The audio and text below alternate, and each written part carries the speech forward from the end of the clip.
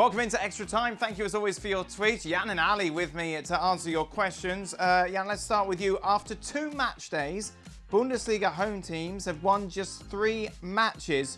Why are home sides struggling to win? Well, first of all, I think it's the advantage, for example, that intense Union Berlin against Bayern. They got one chance in the world to beat mighty Bayern. They don't have that crowd behind them.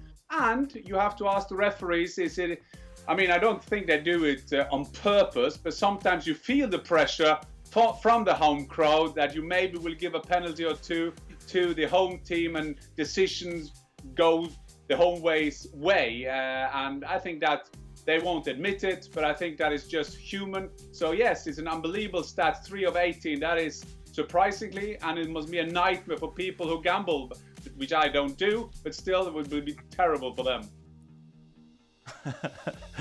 Meanwhile, Ali, I'm going to go with you for this question because I think I know what Jan's answer will be. Which young Bundesliga talent do you think has the better trajectory to be a star for a massive club? Haaland, Havertz, Reyna, Sancho, or Werner? Well, I don't think Timo Werner qualifies as a young star anymore. He's significantly older than the other guys. So I'm going to go with Erling Haaland because I think that from all the players that you mentioned there, he is the one guy that I think at his best, if he is able to fulfill his potential, he would be the best striker in the world. He is the one player that could be the best in his position in the world out of all those guys that you mentioned. And I think we have seen some early returns from Erling Haaland and all the signs point in the direction that this guy's going to be scoring goals for a decade or so. Jan, I imagine you disagree.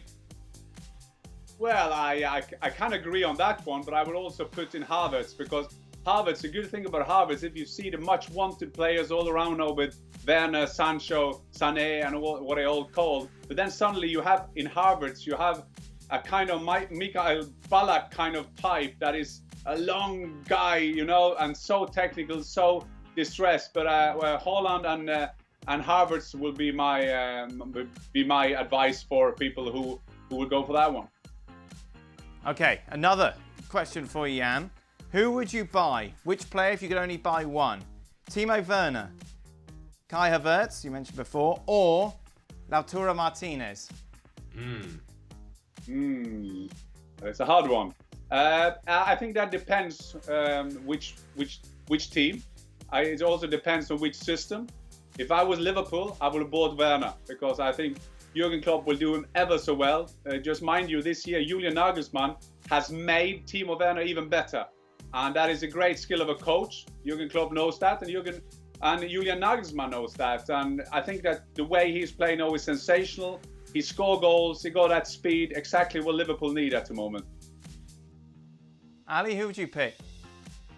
I would take Kai Havertz, and I just think that the ceiling is higher for him than the other two. Lautaro Martinez is a tremendous talent, and I think under the right circumstances, he would be a great signing.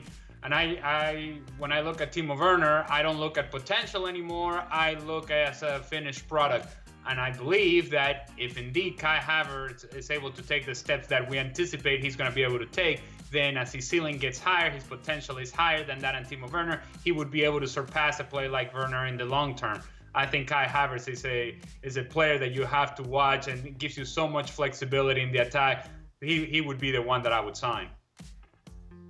Jan, can or will Odegaard and Haaland take Norway to the 2022 World Cup? Well, it's hard for them, isn't it? Because they have to be compared by the best Norwegians ever, like myself and my teammates. But I think we should be very proud, Norway, because we've got 5 million people in our country. We are depending on the generations to kind of develop a national team. At the moment, in Haaland up front, we have then Martin Odegaard in midfield, and they are like as well. They are kind of same kind of guys, similar types, great attitude and young players. So we have the Nation League now where we are in the semi-finals playing Serbia, whatever that game is going to be played, and we'll see if they could have the taste of a championship. And hopefully for us, for Norway, they will take us there. Who's regarded, Jan, as the greatest Norwegian player ever, apart from yourself, obviously?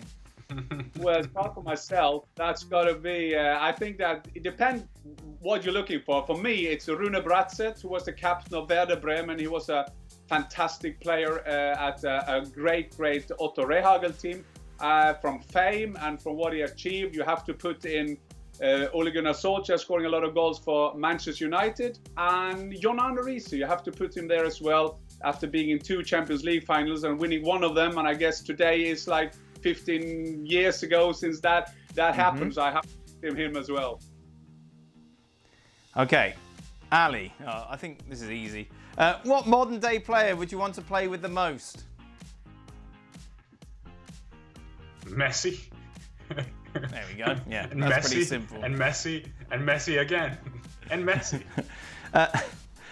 Jan, who's the best free kick taker in the history of the Premier League? David Beckham, Cristiano Ronaldo, Thierry Henry, or Gianfranco Zola? Wow, that is one.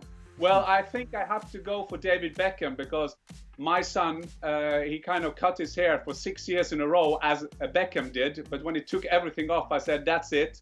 So I think I will have to go for David Beckham, not only for his great free kicks, but also the decisive free kicks. But I think that was the hardest question, Dan.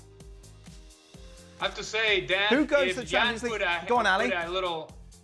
Dan, if Jan put a little hair string around his hair right now, there would be a little David Beckham to him. I'm just telling you, there is something there. Add a couple of tattoos and a little hair string right there, and Jan will have the hair going as well. I love you too, Ali. He looks like David Beckham as Craig looks like George Clooney. Let's not get too carried away. Who goes to the Champions League final this year, Ali, and who wins it? Oh, wait. More importantly, when are we playing this? When is this August. happening? It's going to be brilliant. 21 days of epic Champions League action. I have no idea whatsoever as to who comes out on top. It is wide open, and if a team gets on a run, I suppose that they have the best chance possible to win it now.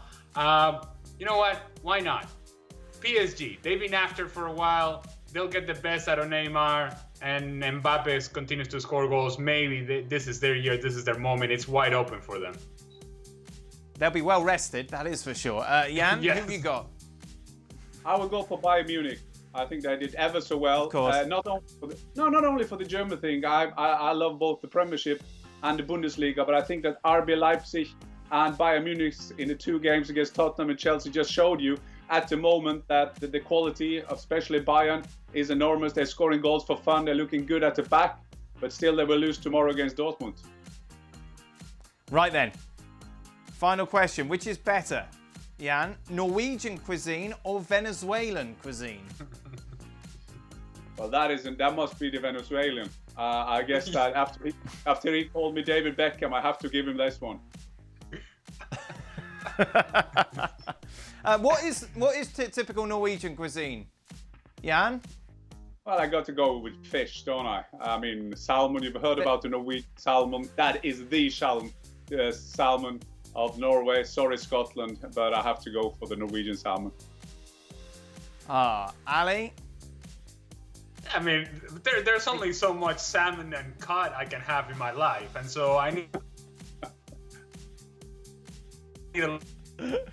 We do have the seafood. We are right there next to the Caribbean Sea, but we also have other things that we add to our structure of meals. And so therefore, with variety, with spice, with flavor, with heart and soul, I'm going with the Venezuelan cuisine. Ali, it came up on my time hop. Do you remember that amazing meal we had in Milan at the Trattoria Arlati, wasn't it? Arlati, what a moment that was. What an evening. That was beautiful. One day we'll return, Ali. Me and you, a candle and a bottle of red wine. It'd be beautiful. You know what the best thing of that night was, Dan?